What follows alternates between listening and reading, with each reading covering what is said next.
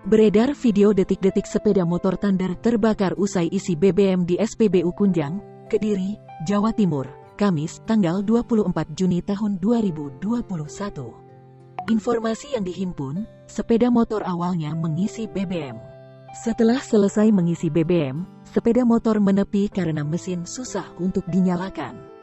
Terlihat beberapa kali, pemilik sepeda motor mengengkol agar mesin menyala. Pemilik sepeda motor sempat beberapa melihat kondisi busi apakah ada pengapian.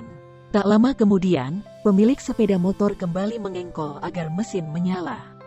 Namun, tiba-tiba timbul percikan api dari bawah karburator dan akhirnya menimbulkan kebakaran. Panik melihat sepeda motornya terbakar, si pemilik lalu meninggalkannya dan pergi meminta bantuan. Terlihat kondisi api dari sepeda motor semakin membesar.